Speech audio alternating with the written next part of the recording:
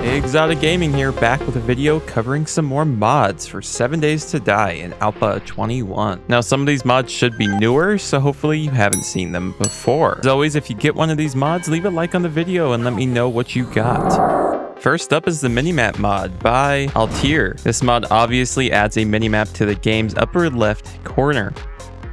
The radar will highlight enemies near you, kinda like the old minimap in earlier alphas. And it also has what direction you are facing on it as well, which is one of my favorite things about it. The different terrain types are all covered by the minimap, and it is pretty detailed within buildings and cities as well.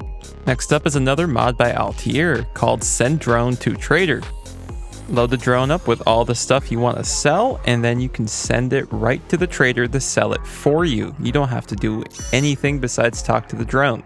It should tell you how much money you're going to make, but not how long the drone will be gone. However, you can watch the drone on your map to see how far it's coming along. Guppy Curse Zombies adds a ton of variety to the kind of zombies you will encounter in the game. Be warned though, some of these zombies may be stronger than those that you are used to, so use some caution. The clothing and coloring on the models should change as well, so the player doesn't always encounter the same looking zombie type. This is a feature coming in Alpha 22 that honestly, from what I have seen so far, looks better on the models in this mod than what I have seen the devs post online. And for those with performance issues, we have Less Tree and Less Grass by Igor. This mod will improve your FPS immensely if you start a new game with it. It works by reducing the amount of grass and trees the game must load in. As I mentioned before though, you must start a new game, which is a big negative for a lot of people.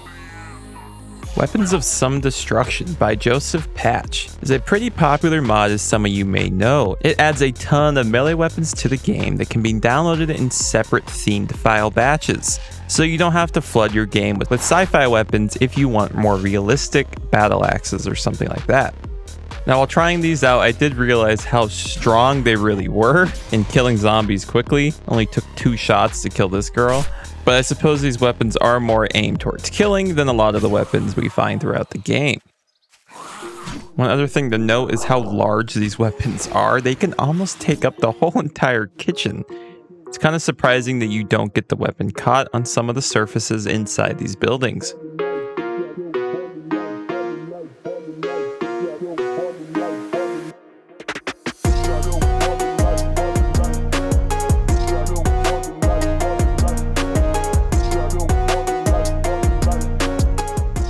Onto a big one, Lootable Everything by Tribal Dragon. This mod adds a ton of lootable objects to the game that we previously could not loot. For instance, these animal cages now could have eggs and fertilizer inside of them.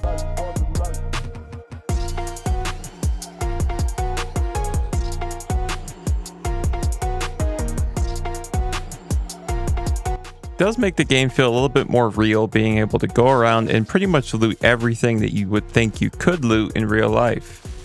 Now, from what I've seen going around and testing this out as well, is it's not game breaking or anything either. The loot amounts aren't insane, even in the big bundles as we see here. And of course, with the jars being gone, it is nice to be able to loot these urinals as well as the toilets.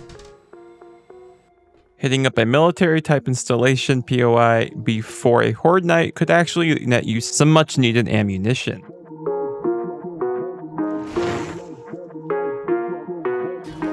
Next up is MP Logue's Alpha 21 Prefabs. This will add 36 brand new POIs for the player to explore. The level of detail and mystery to uncover in these buildings is insane. That's part of the reason I wanted to show it off. You have the Skywalker Ranch here in the snow biome, so it kind of just looks funny, and then you have these postmodern houses that look completely immersive. The level of detail that went into actually furnishing these places is insane, and you could really turn these into some nice horde bases. I promise you as well that these fit into the vanilla game POIs well. They're cluttered, messy, and full of stuff to find. And zombies are layered throughout the buildings to jump you whenever you explore. It really won't take anything out of your gameplay series if you add this to your mod folder, which is simple as well. You just take the file and plop it right in there. Some of my favorite that are in this prefab folder are the ones that we can go deep underground and explore. It reminds me of going through the POIs for the first time back in the day, or like when a new update comes and we can finally get some new ones. If you enjoyed all these mods that I've showcased, please leave a like on the video and consider subscribing to the channel. And I will see you guys in that next video.